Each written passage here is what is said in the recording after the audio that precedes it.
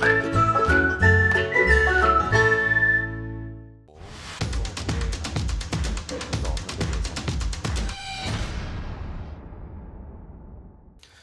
일단은 뭐 한국 시장에서 이슈가 됐었던 어제 금통위부터 네. 한번 말씀을 예, 드려보면 예, 어떨까 예. 생각을 합니다. 네, 결국 좋습니다. 동결입니다. 예, 네. 맞습니다. 그러니까 사실 금리를 올리기엔 조금 부담이 되지 않았나라는 네. 생각을 합니다. 예. 왜냐하면은 한국의 경우가 정말로 금리를 올렸을 때 경기에 미치는 악영향이 더 크기 때문에 즉각적이고요. 네. 그러다 보니 가급적이면 올리고 싶지 않았을 것이다. 라는 거고 사실 시장에서도 그래서 다수가 예상을 하셨던 부분이 아닌가 싶고요. 다만 그러기에는 또 미국에서는 지금 어디까지 금리를 올릴지 최근에 맞아요. 불확실성이 또 더 커져 있는 상황인데 단순히 또 동결을 해버리게 되면은 뭔가 또 우리가 환율이나 이런 쪽에서 안 좋지 않을까인데 그런 부분들은 나머지 장치들을 통해 가지고서 뭐 가령 예를 들어서 코멘트에서 조금 매파적인 발언이 있다라든지요. 네. 그리고 소수 의견이 이번에 1인 또 그 인상을 해야 된다가 있었고요. 그 다음에는 한국판 포워드 가이던스를 지금 우리도 실행을 하고 있는데 여기에서 지난번 같은 경우는 오히려 3대 3이었습니다. 올려야 된다, 동결해야 된다가. 근데 이번에는 동결은 했지만은 올릴 가능성도 열어놔야 된다라는 쪽이 5대 1로 확 높아져서 그래서 그런 쪽에서 매파성을 보여주면서 시장이 또 너무 한국은행에서 동결하는 그런 조치가 좀 비리기적이지 않느냐 그런 색채를 좀 많이 지워줘서 그래서 아주 뭐 그 좋은 결정을 내렸던 게 아닌가 그러다 보니 시장도 좀 환호했던 게 아닌가라는 생각을 합니다. 근데 저번에 3대 3은 오른다 내린다 이런 거지만 이번에 5대 1은 앞으로 데이터 보고 올릴 수도 있어 이렇게 얘기한 거니까 그거는 너무나도 상식적이고 맞는 말 아닌가요? 네, 그렇습니다. 예. 그리고 말씀해 주신 부분이 또 이번에 재미난 표현이 하나 그 비유가 들어갔었는데요. 안개가 자욱하게 맞아요. 낀 곳에서 운전을 할 때는 멈췄다가 갈 수도 있다라는 것이죠. 없어질 때까지. 그래서 그 점이 지금 중앙은행들이 사실은 처해 있는 상황을 아주 정확하게 비유를 해주신 게 아닌가라고 생각을 합니다. 네, 그러면 이렇게 된다면 이제 궁금해지는 건 어제 그 결정은 나름대로 합당한 이유들이 있었다라고 한다면 이제 미국이 좀 더 금리가 도망간다면 우리의 금리 차는 더 벌어질 텐데 어디까지 우리가 버텨낼 수 있을까? 뭐 외국인 자금의 유출이 좀 크진 않을까? 뭐 이런 우려들 같아요. 이 부분은 어떻게 보면 좋을까요? 네, 그 부분이 안 그래도 뭐 기자회견에서는 가장 많이 나왔었던 질문이고요. 이에 대한 그 한국은행 총재의 답변도 항상 같습니다. 어떤 거냐면은 우리가 고정 환율제를 도입하고 있지 않기 때문에 그러면은 단순히 금리 차만 가지고서 환 시장이 영향을 받는 것은 아니다. 복합적으로 봐야 되고 이것은 그저 이제 미국이 오히려 긴축 사이클이나 이런 좀 정책을 펼치는 거에 영향을 더 크게 받지 우리가 사실 할 수 있는 거는 적다라는 이야기로도 들릴 수가 있는 거거든요. 그러니까 그것이 전적으로 제가 볼 때는 맞는 이야기다라고 생각을 하고요. 그러니까 구체적으로 정확하게 몇 %포인트 차이까지는 괜찮고 그것이 넘어가면 어디서부턴가는 부러지고 그런 건 아닌 것 같습니다. 그러니까 현실에서 우리는 트라이얼 앤 에러를 거치면서 이것이 과연 적절한지 아닌지를 시장이 판단해 주는 영역인 것 같고요. 그에 맞춰서 정책이 나오지 않나 싶고 사실 우리하고 체력이 비슷한 나라들 중에서 미국하고 금리 차이가 우리보다 더 큰 나라들도 있습니다. 그러니까 우리보다 금리가 지금 이미 더 낮게 있는 그런 신흥국들도 있거든요. 근데 그렇다라고 해서 그 나라들에서 즉각적으로 자본 유출이 있는 것은 아니니까 우리도 사실 가보지 않은 길이기는 하지만 그렇지만은 지금까지로 봐가지고서는 뭐 한국은행에서 이야기하는 그런 판단을 우리가 신뢰를 해야 되지 않겠느냐라고 저는 뭐 생각을 합니다. 예, 그리고 저는 이런 생각도 들어요. 지금 3.5고 지금 4.75니까 1.25 차이잖아요. 그런데 지금 다들 예상하듯이 한 3, 4개월 지내면 우리는 안 올린다고 치면 5.5 대 3.5니까 야 지금 1.25에도 이 모양인데 이게 2% 차이 나면 뭐 원달러 훨씬 더 올라가는 거 아니야 이렇게 생각할 수도 있는데 사실은 오늘도 2%예요. 그렇게 될 걸 이미 다 예상하고 있기 때문에 오늘 현재도 2%고 이게 더 벌어진다는 거는 이게 3% 4%가 벌어지는 것이지 지금 1.25로 지금 생각하고 있는 건 아니고 1년짜리는 벌써 2% 차이 나잖아요. 네, 맞습니다. 그러니까 제 생각에는 뭐 어쨌든 그 기준이 1.25는 아니다. 지금 2%로 다 보고 오늘 현재를 견디고 있는 거죠. 그러면 예전에 비하면 상당히 높은 거를 지금 견디고 있는 거죠. 네, 맞습니다. 그래서 시장에서도 이미 상당 부분 그런 네. 거에 대해서 말씀해 주신 대로 뭐 반영이나 기대가 예. 있는 부분이고요. 예. 그리고 더 나아가서는 우리가 그러면은 만약에 혹시나 좋지 않은 일이 생기게 네. 됐을 때에 네. 조치를 취할 수 있는 것이 있느냐라고 하면 그 전에 1,400원 중반이 갔었을 때에 나왔었던 이야기를 참고할 필요가 있을 것 같습니다. 그때 당시에 대표적으로 나왔던 이야기가 국민연금이 해외 투자를 할 때에 환해지 비율이 상당히 낮은데 그 비율을 높이는 방안도 검토 중이다. 예, 그렇게 돼버리면은 우리가 외환시장에 대해 가지고서 단순히 이제 원화가 빠져나가는 우리가 지금 빠져나가는 요인도 있는 거거든요. 근데 그 부분을 많이 상쇄할 수 있고 그리고 더 나아가서는 우리 기업들이 해외에 지금 두고 있는 자금 중에 국내에 못 들어오고 있는 이제 세금 이슈 때문에 자금들도 많이 있습니다. 그러니까는 뭐 안 되면은 그런 수단까지도 동원할 수 있는 것으로 그때 당시엔 이야기가 나왔었기 때문에 일단은 정부가 카드가 있다라는 거고요. 또 한 가지가 우리만 만약에 굉장히 눈에 띄게 정책을 펼치면 좀 이것이 튀어가지고서 소위 공격의 대상이 글로벌에서 되어버릴 수도 있는데 지금 캐나다가 동결할 것처럼 일단 네. 다음에는 얘기를 해놨잖아요. 그리고 최근 캐나다는 소비자 물가가 나왔는데 예상보다 좀 낮게 나왔습니다. 네, 그렇던데요. 예. 네. 예. 그래서 만약에 뭐 이렇게 좀 같이 가는 친구가 있으면 우리가 그렇게까지 눈에 띄는 공격의 대상은 안 될 것 같다 하는 생각도 합니다. 네. 그때 1,400 그 40원 뭐 50원 갔을 때 나왔던 그 국민연금 얘기, 그 해외에 있는 자금 들어오는 얘기, 그게 실질적으로 그때 일어나진 않았죠. 그때 워낙 네, 맞습니다. 급하게 내려왔으니까 네. 그러니까 다시 올라가면 또 얘기할 것이다. 네, 저는 뭐 그런 방안이 있다라고 생각을 합니다. 네. 어제 이창용 총재 이제 발언도 상당히 좀 주목이 됐었는데 말씀해주신 것처럼 안개 속 비유 굉장히 좀 와닿았고 그런 상황에서 멈췄습니다. 근데 이제 경제 진단 여러 가지를 하면서 콕 집어서 이 IT 반도체 이쪽 얘기를 좀 많이 했거든요. 간밤에 또 엔비디아 이슈도 있고 우리나라 어쨌든 IT 반도체가 좀 살아야 된다라는 거에는 공통적으로 공감을 다들 하고 있는 것 같은데 네.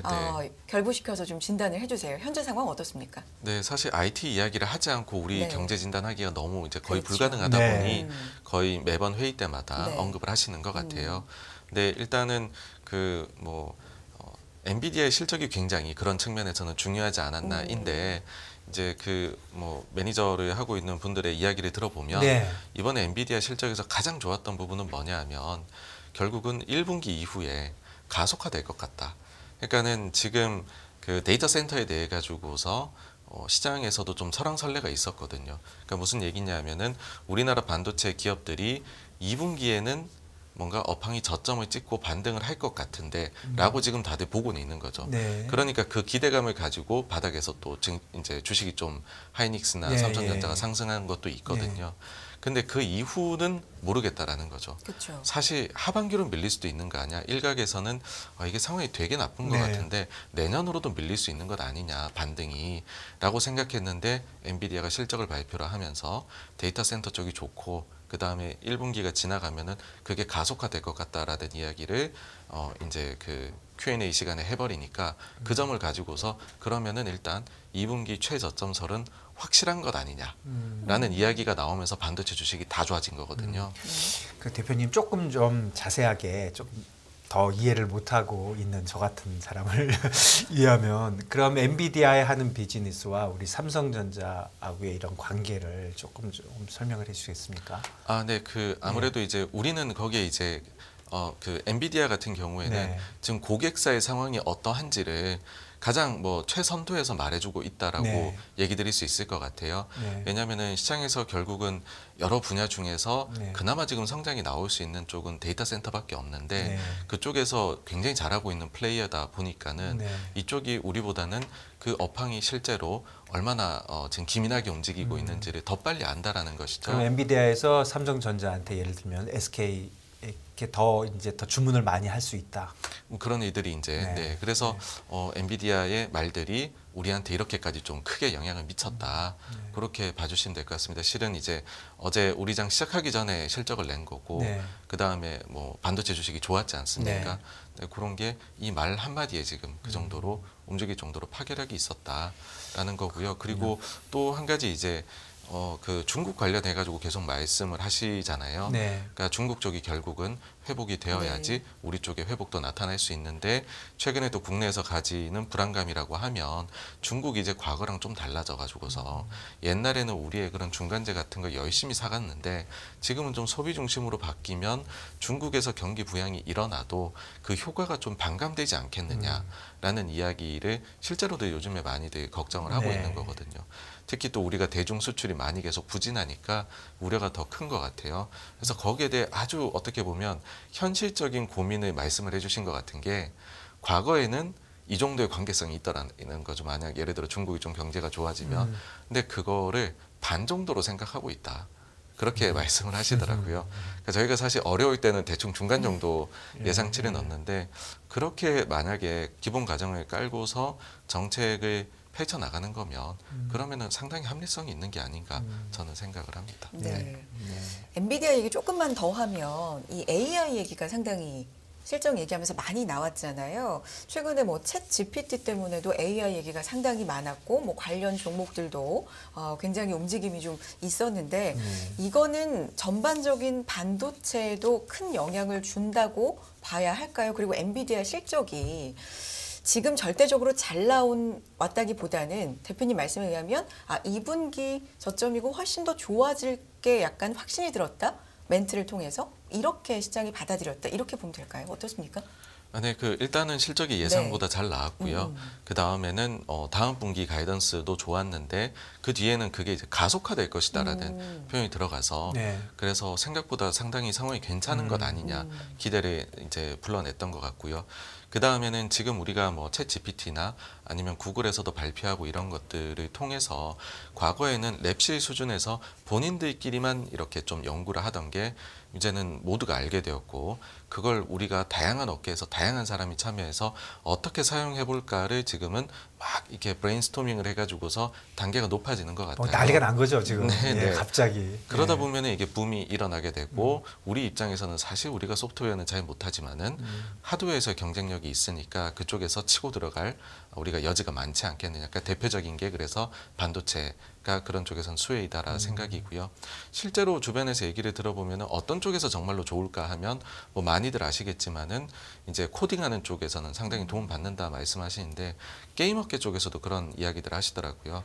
사실 게임 업계 자체가 그런 이제 그래픽 작업이 굉장히 많은 부분을 차지를 하는데 그런 쪽에서 지금 AI를 활용을 하면 너무나도 소위 뭐 제조업으로 치면 공정이라 해야 될까요? 그게 시간이 절약되는 측면들이 있다라고 이야기를 하더라고요. 그래서 지금 우리가 이제 조금 예상을 못했던 산업들까지도 일단 이게 워낙 화두가 돼버렸으니까 사용을 해보고 사용도를 높여보자라고 하는 과정이 있기 때문에 그렇게 된다라고 하면 이쪽에 투자라든지 그러면 당연히 이제 하드웨어도 따라 들어가야 되고 하면은 뭐 이거는 사실 우리가 앞이 전혀 안 보였었지 않습니까? 불과 몇 달 전만 해도요. 그거 대비해서는 굉장히 나아진 상황이다라고 생각이 됩니다. 그렇네요. 어제 어느 뉴스 하나 보니까 엔비디아가 AI 전쟁의 승자가 될 것이다. 이렇게까지 썼더라고요. 단언하긴 아직은 조금 좀. 뭐 오반지는 모르겠지만 네. 어쨌든 자, 그렇군요. 어제는 엔비디아가 이렇게 시장에 큰 영향을 줬는데 사실 한 주간 뭐 휴장을 하루 했으니까 며칠 안 됩니다만 흐름을 살펴보면 굉장히 여전히 미국 경기는 살아있고 죽을 줄을 모르고 그래서 노랜딩에 대한 얘기도 여러 가지 해석이 지금 나오고 있는 데다가 매파적인 발언도 계속해서 나오고 있고 인플레는 안 잡히고 뭐 난리가 났습니다. 네, 전반적으로 좀 최근 흐름을 좀 짚어주실까요, 대표님? 네, 그래서 금리가 계속해가지고서 상승세를 펼쳤었는데 네. 그 금리 상승세가 얼마나 가팔랐냐 하면은 당초에는 연준이 점 찍어 놨었던 것보다도 시장이 낮게 보고 있다가 이제는 연준의 점보다 높게 보는 상황으로 갔지 않습니까? 그러니까 사실 저는 중앙은행들이 본인의 말을 가장 알맞게 따라주기를 원하지 너무 그보다 뒤처져 있기도 앞서 나가는 것도 싫어한다라는 생각이 드는데 이번 주에는 그런 약간 어찌 보면 불쾌한 신기를 표현한 데들이 좀 나오더라고요. 대표적으로는 유럽 같은 경우에 프랑스의 이제 빌루아 총재가 오버리액션이다라고 지난 목요일에 너무 많이 올랐다. 금리 너무 많이 올랐다. 네. 오버리액션이다라고 되게 좀 아주 강경하게 말을 해가지고서 사실 금리가 이렇게 오르는 거에 대해서 뭐 대놓고 불편함을 나타낸 것이다라고 생각이 되고요. 그리고 그날 같은 날에 그 제임스 블라드 이제 총재 같은 경우에는 사실 똑같은 이야기를 계속 하고 계세요. 뭐 금리를 본인은 빨리 올렸으면 좋겠다. 최종은 5.25에서 5.5. 그러니까 이번 데이터가 나오기 전에도 그런 생각을 했었고 나온 이후에도 지금 똑같은 이야기를 하고 있는 거거든요. 근데 그러면서 시장이 그럼 지금 반응에 대해 어떻게 생각하냐라는 거에 대해서는 지금 시장은 앞으로 인플레이션의 경로가 아주 험난할 것이다라는 걸 가정하는 것 같다라고 이야기를 해서 이 말은 이렇게 좀 돌려서 생각을 해보면 시장이 좀 인플레를 이제는 좀 너무 겁을 내가지고서 가격 반영을 하고 있다라는 표현으로도 읽힐 수 있는 것이라 사실 그 발언 나왔을 때 선물이 그 전날에는 이렇게 쫙 떴었거든요. 그걸 보면은 일단은 너무 지금 시장이 중앙은행들 이제는 찍어놓은 것보다 나가는 거에 대해서는 약간의 경계성 발언들이 나오고 있다. 그로 인해 가지고서 최근에는 금리가 약간 안정되는 어제 오늘은 모습을 나타내는 게 아닌가 생각합니다. 근데 블라드 말을 보면 지금 설명해 주신 대로 제가 들어보면 저는 의문이 좀 생기는 게 블라드가 다른 사람보다 예전부터 진짜 일관되게 얘기한 건 야 뭐하러 천천히 올려 그냥 팍 올려가지고 그냥 한 칼에 끝내야지 뭐하러 조금씩 올려 정신없게 이거잖아요. 네. 거기까지는 뭐 계속 하니까 좋은데 그런 말을 하는 게 사실 매파적으로 들리잖아요. 25 올리고 50 올린다고 하니까. 네, 네. 그런데 지금 말씀해 주신 대로 5.5%를 딱 찍어서 얘기했잖아요. 5.5가 뭐예요? 지금 시장은 그보다 더 위에 있는데 옛날 얘기잖아요. 예전에 블라드가 5.5 얘기할 때는 시장보다 훨씬 위에 있어서 야, 저 사람 매파적이야 그랬는데 시장은 이렇게 올라갔는데 이 사람은 아직도 5.5를 얘기하니까 네. 야, 이게 진짜 지금 말씀해 주신 대로 저 말이 지금 과연 매파적으로 얘기하는 거야? 하는 조금 그런 생각이 들긴 해요. 네, 그래서 사실 지금 시장의 관심은 2월 FOMC 회의 이후에 데이터들이 많이 나왔고 예. 그걸로 인해서 생각이 바뀌었느냐 예. 연준 위원들이 예. 이게 굉장히 중요한 그렇죠. 건데 그거죠. 예, 근데 지금 그 블라드는 사실 그 전과 그 이후가 똑같은 뭐 그런 저는 멘트라고 예. 생각을 합니다. 그렇군요. 자. 그러니까 뭐 둘 중에 하나인데 이자율이 많이 간 건지 지금 쌩 까고 있는 주식시장이 덜 간 건지 모르겠습니다. 네, 사실 앞으로 그래서 뭐 데이터 나오는 거 보면서 네. 또 시장에서 그런 것들을 뭐 누가 맞을지는 모르는 거죠. 뭐 네. 연준이 맞을 수도 있고 네, 시장이 네, 맞을 수도 네. 있는 부분인데 어쨌든 뭐 데이터 보고서 가는 수밖에는 없다라고 생각을 합니다. 네. 결국엔 데이터다. 그러면 일단 앞으로 남아있는 데이터들 FOMC 전까지 뭐 여러 개가 있지만 가장 중요한 건 역시 뭐니도 고용과 물가입니까? 네, 그렇습니다. 뭐 지난 1월 데이터가 네. 2월에 이제 발표가 됐었을 때에는 저도 뭐 여러 가지들 그런 뭐 상황들에 대해 말씀을 드렸잖아요. 네. 기술 조정이나 네. 기타 등등에 대해 말씀을 드렸는데 근데 이제 그러면 2월치가 나오는 그때부터는 사실은 그런 것들이 거의 다 제거가 되고 이제 나오게 되는 거지 않습니까? 네. 그래서 여기서부터가 이제 진짜가 그렇네요. 게임이 시작이 된다라고 네. 생각을 하고요. 그래서 그 숫자가 좀 뭐 이제 내려와 주면은 지금 비둘기파 진영에서는 굉장히 환호를 하겠죠. 예, 근데 다만 이제 어지간한 숫자가 나오지 않는 이상에는 일단 연준이 75bp에서 50bp, 25bp로 감속을 해왔다라는 거죠. 그러니까 감속을 할 때에는 그때의 고민이 분명히 있었을 겁니다. 나중에 네. 혹시나 데이터가 나쁘게 나오면 어떡하지라는 생각도 했겠지만 그럼에도 불구하고 그게 더 맞다라고 생각을 한 걸 거거든요. 그래서 정말 어지간히 튀는 숫자가 나오지 않는 한에는 지금의 이제 감속의 속도로 그래서 더 길게 올릴 거냐 더 적게 올릴 거냐의 차이지 일단은 이 감속한 속도로 계속 가지 않을까라고 저는 생각을 합니다. 그 25bp가 아니라 50bp를 올릴 수도 있다 이런 지금 불안감이 지금 있는데 사실은 정책이라는 게 그렇게 뭐 조그만 일에 많이 움직일 수 없는 건데 이렇게 일단 내려왔으니까 25로 해서 뭐 한 번 더 하면 되지 이걸 구태여 또 올릴 필요는 좀 없는 거 아닌가 그런 생각도 좀 드는데 어떻게 보십니까? 네, 그 힌트가 예. 최근에 나왔었던 그 2월 FOMC 네. 회의의 의사록에 예, 있었던 예, 것 같아요. 그러니까 저희가 되돌아가 보면 처음으로 감속을 결정할 때에는 네. 그때가 11월 FOMC 회의 때에 그런 문구를 넣었거든요. 그러니까 지금까지의 정책의 그런 효과가 어느 정도 이제 레깅이 될 테니까는 그걸 보고 결정을 그러니까 하겠다. 75에서 50으로 내릴 때. 네네. 예, 예. 그러니까 내리기 전에 네. 그런 문구를 삽입을 해서 예, 예. 우리가 이제 감속할 수도 있다라는 거를 시장에 알린 첫 네. 번째인데 네. 그때 당시에도 물가가 안 잡힌다 그러고 얼마나 많은 우려들이 있었습니까? 네. 근데 실제로 그와 관련해 가지고서 이제 의사록이 나오니까 숫자로 나눠봤을 때 감속을 해야 된다라는 거를 대부분이 찬성했고 그 다음에 서너 명 어퓨의 사람들이 감속을 하면 안 된다라고 그때 반대를 했었거든요. 네. 근데 이번에도 동일합니다. 이번에 블라드는 자기가 50bp 주장했다라고 이미 커밍아웃 했잖아요. 네. 그다음에 메스터도 사실상 그렇게 커밍아웃을 했고 그래서 과연 이번 지난 회의에서 50bp 인상론자가 몇 명이었을까인데 이번에도 숫자가 똑같습니다.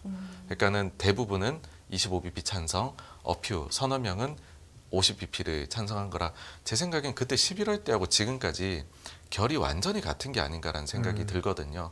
그때하고 이렇게 이제 그 좀 우려스럽게 보는 과잉 긴축을 했을 때 닥치게 돼 그런 걸 우려하는 사람들이 대부분이고 연준 내에서 빠르게 가야 된다가 서너 명이 계속 나눠져 가지고서 가고 있는 그래서 그 정도면은 대세를 바꾸기는 어렵다 그런 생각이 그러면 사실은 50으로 다시 올리는 것보다는 25로 해서 경기 네. 이제 데이터 좀 보고 진짜 그렇게 인플레이션 안 잡히면 뭐 한 번 정도 더 하면 되지 구태여 올릴 것 같지는 않다. 그 우려는 조금 과도하다. 뭐 이렇게 네, 봐도 저는 있으니까. 개인적으로 그렇게 생각을 합니다. 네. 어제 저는 개인적으로 한국은행의 동결 결정을 보면서 이게 뭐 좋다는 건 아닙니다. 그런데 어쨌든 우리는 한국이나 미국이나 인플레가 안 잡히고 있다는 공통점은 있지만 한국은 여러 가지 경제적인 체력 면에서 약하고 위험하고 안 좋다는 지표들이 증거로서 계속해서 나오고 있는데 미국은 그게 아니다 보니까 오히려 결정에서 더 헷갈리고 네, 우리는 네. 그나마 선제적으로 먼저 금리를 좀 올린 것도 있고 안 좋다 보니까 그냥 편안하게 그래도 결정을 네. 할 수 있는 게 아닌가라는 생각이 들더라고요. 이게 좋은 건지 나쁜 건지 모르겠습니다. 네, 그리고 추가적으로요, 한국은 쓸 수 있는 장치들이 좀 있습니다. 그러니까 네. 어떻게 보면 눈속임이라고도 할 수 있는데요. 우리는 CPI를 보다 보니까, 근데 CPI의 경우에는 정부 지출을 늘리게 되면 보조금을 주게 되면 인위적으로 낮출 수 있는 부분들이 있습니다. 가령 예를 들어서 그렇죠. 무상급식을 예, 확대해 예, 버리거나요. 그 다음에는 뭐 무상 그 이제 교복이라든지 아니면은 건강보험 영역을 확대를 해버리게 되면 물가 안정으로 바로 저희는 뭐 지금 난방비 얘기들을 하지만은 여기에 대해서 보조금이 들어가게 되면 즉각적으로 낮아집니다. 근데 미국은 PC를 기준으로 하기 때문에 PC는 그거랑 영향을 전혀 받질 않거든요. 네. 그러니까 그 차이가 있고 또 지금 요즘에 여러 그 섹터에 대해 가지고서 정부가 압박을 가하고 있잖아요. 그중에 지금 대표적으로 통신이 있는데 이거는 일본 사례를 본 것 같습니다. 일본이 통신료를 스가 때 내각 때 인하를 하면서 그때 통신료가 35%인가가 인하가 되거든요. 근데 이게 4% 넘게 차지를 하다 보니 그것만으로 일본의 CPI가 1.5%포인트 이상 인하되는 효과가 나타났었습니다. 그러니까 우리도 지금 일본하고 거의 통신료 비중이 CPI 들어간 게 비슷합니다. 그래서 지금 이게 압박이 들어가고 있는 게 아닌가. 그러니까 전방위적으로 어제 코멘트 중에서 연말에 3% 물가에 대해서 이야기를 하셨거든요. 총재께서. 그것은 여러 가지 정부의 조치를 감안한 것이 아닐까라는 생각이 사실은 지금 설명해 주신 대로 좀 눈가림이긴 하지만 네. 그래도 겉에 보이는 숫자가 좋아지면 좀 더 나긴 한 거니까. 그러니까 전체적으로 어저께는 좀 시장 친화적이다 이렇게 봐야 되겠죠? 네, 맞습니다. 그리고 사실 그것만 보면 너무 나쁘다고도 여기실 수 있는데 네.